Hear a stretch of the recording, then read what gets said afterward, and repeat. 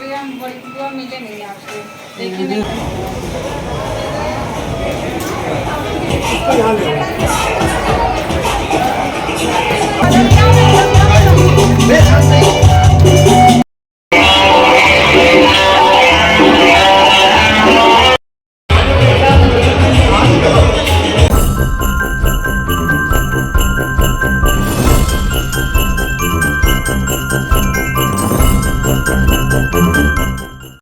Hello everyone, good afternoon. Welcome back to my channel Sunita की दुनिया vlog. 12:05 हो रही है और आज है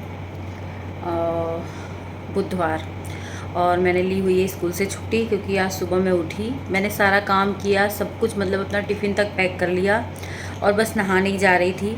और अचानक से मतलब मुझे ये लगा कि नहीं, ठीक नहीं है स्कूल जाना, क्योंकि मेरा स्कूल जो है मेरे घर से 15 किलोमीटर दूर पड़ता है और स्कूटी से जाना होता है। तो मैंने सोचा शायद हो सकता है कि कोई दिक्कत हो जाए, तो फिर मैं लेट गई, नहाई धोई भी नहीं, लेट गई। और लगभग 1-1.5 घंटे के बाद जब मैं उठी तो मुझे थोड़ा सी ठीक फील हुआ है। उसके बाद फिर मैं नहाई धोई हूँ, लाडो को नहलाई धुलाई हूँ, इनको तैयार की हूँ। और मतलब मैंने छुट्टी ले ली थी जब मुझे ये लगा कि नहीं, अब मैं स्कूल नहीं जा पाऊँगी या नहीं जाना चाहिए ऐसी कंडीशन में, तो मैंने छुट्टी अप्लाई कर दी थी। तो अभी आज जो है मेरी ननद जो है, मेरी चाची सास की लड़की सिद्धांती, उसके लड़के का बर्थडे है और वहाँ जाना है। तबीयत ठीक नहीं लग रही है, लेकिन प्लानिंग थी जाने की, ये था कि मैं स्कूल से आती तो जाती, लेकिन आज अचानक से तबीयत, अचानक से क्या, 3-4 दिनों से मेरी तबीयत ठीक नहीं है। एक्चुअली थायराइड प्रॉब्लम मुझे लगता है कि बढ़ गई है और मैंने रिपोर्ट भी करवा लिया है, ब्लड टेस्ट। रिपोर्ट आ जाए तो फिर मैं डॉक्टर से कंसल्ट करूँ। तो लग रहा होगा मेरी आँखें अजीब सी हो रही हैं देखने में, और शरीर में मेरे स्वेलिंग भी काफ़ी ज़्यादा आ गई है। आप लोग अगर मेरे पिछले 1-2 वीडियो से नोट कर रहे हो तो मेरी शरीर जो है वो काफ़ी हेवी लग रही है, मतलब कि ज़्यादा वेटेड लग रही हूँ। ये देखो, बिंदी लगाई है। मतलब यार सच में इन्हीं लोग को देख के ना मुझे एनर्जी मिलती है, कितनी भी मैं डाउन फील करूँ। तो अभी मैं रेस्ट करने जा रही थी, खाना वाना खाया, दवा खाई, हाथ पैर में बहुत दर्द हो रहा है, आँखें जल रही हैं। तो मैं रेस्ट करने जा रही थी, तब तक हस्बैंड का फ़ोन आया कि नहीं, तैयार होइए, फंक्शन शाम को है लेकिन 1-2 घंटा पहले पहुंचना चाहिए। तो समझ में नहीं आ रहा है क्या करूं, जाऊं कि नहीं जाऊं, क्योंकि तो जा ही रही थी तैयार होने। मैंने सोचा चलो आप लोगों से बात करें और व्लॉग बनाएं।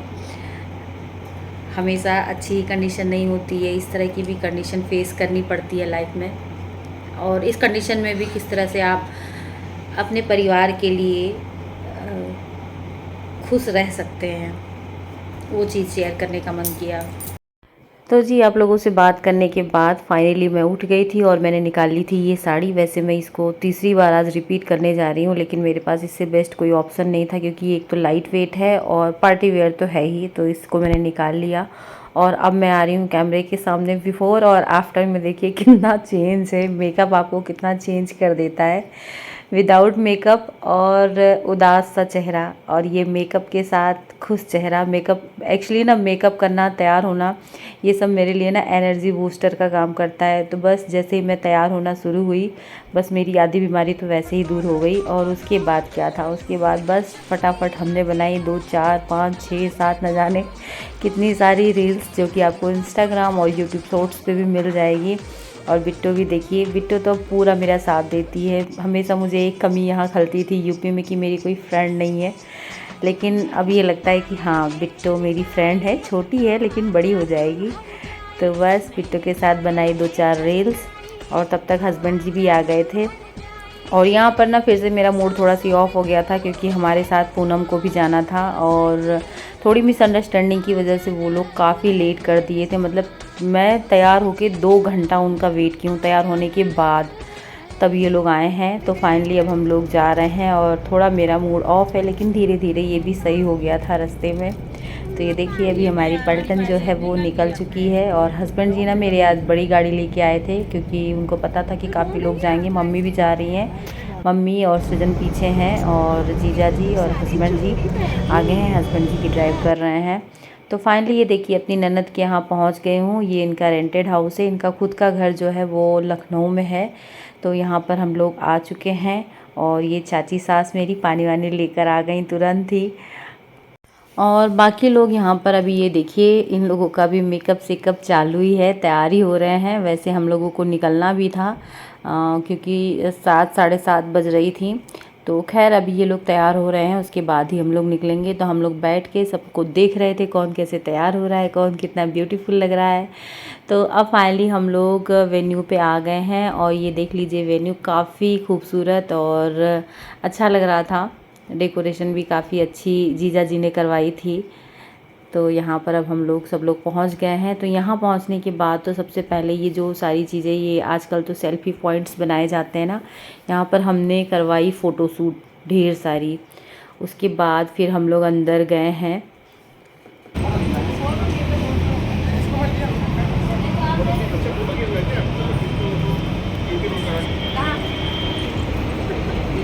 तो अंदर आते ही संस्कृति और यमी दोनों ही भाग पड़ी। मतलब ना आओ देखना ना ताओ, मतलब जैसे इन लोगों को खुली जगह मिली तो ये लोग बस खेलने के मोड पे आ गए और यहाँ वहाँ भागने लगे। और अंदर की कंडीशन कुछ इस तरह की है, वही शो कर रही हूँ आप लोगों को।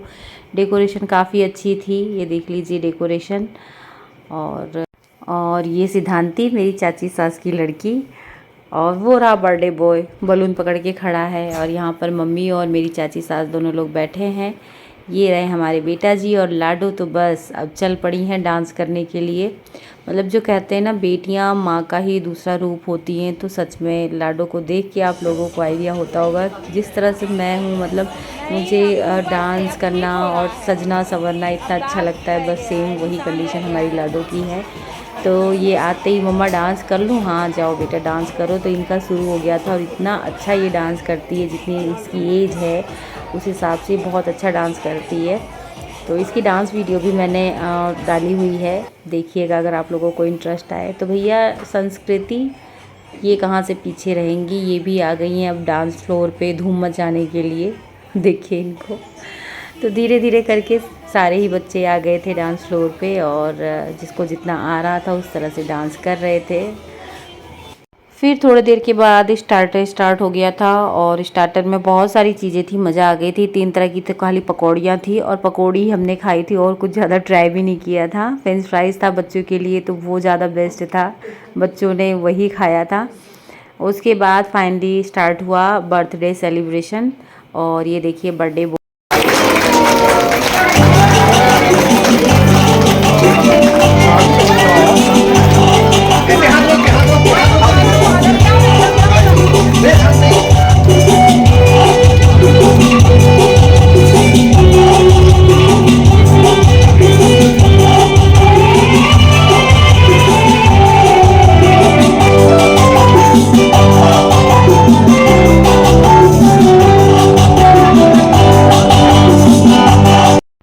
केक कट जाने के बाद फाइनली यहाँ पे स्टार्ट हुआ मैजिक शो। तो मैजिशियन को बुलाया गया था।